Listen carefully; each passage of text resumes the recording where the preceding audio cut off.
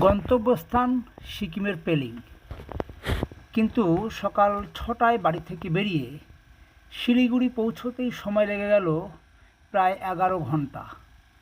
বিকেল ৫টায় শিলিগুড়িতে পৌঁছালাম।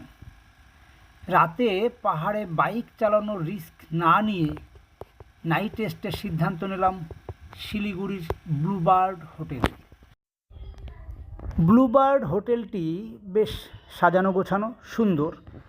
সবথেকে সুবিধাজনক ফ্যাসিলিটি সেটা হলো এর পার্কিং ফ্যাসিলিটি। 4 হুইলার এবং 2 হুইলারের জন্য অনেকটা এরিয়া। যাই হোক, এখানে রাত কাটিয়ে পরদিন সকালে রওনা দিলাম পেলিংয়ের উদ্দেশ্যে। কিন্তু পেলিংয়ে তখন ঘন বৃষ্টি, যার জন্য পেলিংয়ের যে মেন গেট, প্রবেশদ্বার, সেখানের অবস্থা তোমরা দেখতেই পাচ্ছ। Welcome to Pelling. একদম মেঘাচ্ছন্ন বা কুয়াশাচ্ছন্ন বলতে পারো, নাম কিছুই দেখা যাচ্ছে না। সেখান থেকে আমি আস্তে আস্তে করে চলে গেলাম যে স্কাই ওয়াক এবং তার সংলগ্ন যে বৌদ্ধ মন্দির, সেখানে গিয়ে কিছুটা ফটোশ্যুট। তারপর এখানকার যে পার্শ্ববর্তী যে প্রাকৃতিক সৌন্দর্য, সেটাও তোমাদের দেখাবো।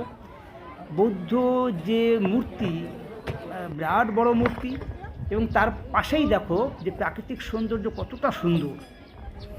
এবার তোমরা শুধু ভিউটা দেখো, কি মনোমুগ্ধকর, অসাধারণ ভিউ। আর এখান থেকেই দেখো তোমরা ওই স্কাই ওয়াক দেখা যায়, ছোট্ট করে দেখা যায়। চলো স্কাই ওয়াক এবার তোমাদের একটু কাছ থেকে ঘুরে দেখাই। দেখো, সম্পূর্ণ কাচের তৈরি। আমার তো ভয় লাগছিল, আমি লোহার ওই পাতি দেখে দেখে পা ফেলে হাঁটছিলাম।